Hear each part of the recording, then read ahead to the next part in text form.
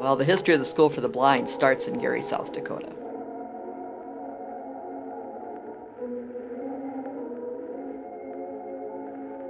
And I'm glad to say that Gary is my home. Oh, I love the hill part of it. Oh, isn't this wonderful? All these rolling hills. It's not flat. It's just a beautiful rolling town.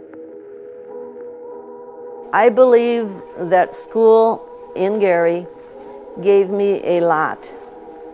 It gave me an independence, and it helped me in, in organizing my work, organizing my life. And besides, the teachers gave me of their talents, of the music, the love of music, all kinds. And we had teachers who read books to us. There was one teacher who would read us the timely books that were out. And so we got a taste of everything. It's got to be nerve-wracking for parents to bring their students, their children, up to a school like this, whether it's in Aberdeen or in Gary, and then leave and be assured that their children are going to be well cared for and nothing's going to happen to them. And I think Mrs. Goldie was one of many, many house parents that we've had, and staff in general, that looked after these students as though they were their own. It's another one of those things from the history that takes me back to all the stories that my grandparents told me about the thrashing and not having electricity and having to haul water and walking to school. And it just reminds us and makes me appreciate what so many people have gone through for us to get to the comforts of the world that we have today. And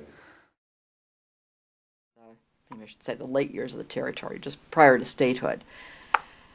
Students from South Dakota who were blind or visually impaired really couldn't be educated in the state. And so the state agreed to make a contract to send students there, and the contract was actually made with Iowa, which was then called the Iowa College for the Blind. But Gary, South Dakota got into the picture after they lost the county seat battle to Clear Lake. And so that left an empty building in Gary. And a man by the name of Doane Robinson, who was an attorney, he was a politician, he was the editor of several newspapers. He was a real mover and shaker in early Gary. And he also had a visual impairment himself. And I don't know if that's why, but he got interested in the idea or the possibility of donating some land to the territory of South Dakota for a school for the blind. And locally, people thought he was maybe a little bit out there initially, but he talked people into it. They mounted a campaign, they took it to the territorial legislature, and they were successful. On December 11th, they're having a town meeting in this auditorium. We're going to have it ready to basically, I think, share people's stories. And I almost forgot the year when I came, but I must have been about 6 years old. And a neighbor brought me from Firesteel to Gary, which was quite a trip.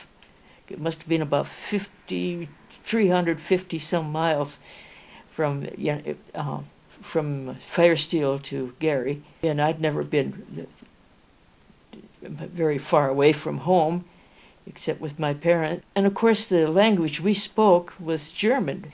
And that's all I knew when I went to school. And so I had to learn English when I went to school. And I'm sure the kids couldn't figure me out. I don't know. I started as a 6th grader. However, I was in the 6th grade in country school when I lost my sight. But they thought that learning Braille and a new way to do things, it would be better if I took the 6th grade over. And I remember going to the school and going up into a room and unpacking, and it was really strange. It was in a room with about 3 other girls, and we had a matron in the building, and she was to watch over us. And we had rules, regulations. You get up in the morning at 6:30, and then you get washed and dressed, and 10 minutes to 7 you went down to the dining hall And you go down through the tunnel, stood in line, and then 3 minutes to 7, they rang a little bell on the table, and you went in and stood by your chair. And then one of the matrons would ring a little bell on the table, and you'd all sit down at the same time. They had 3 tables of boys, 3 tables of girls. Well, everything was in order, and it was a very good school. As kids, sometimes you don't like rules and regulations, but it was a wonderful, wonderful place.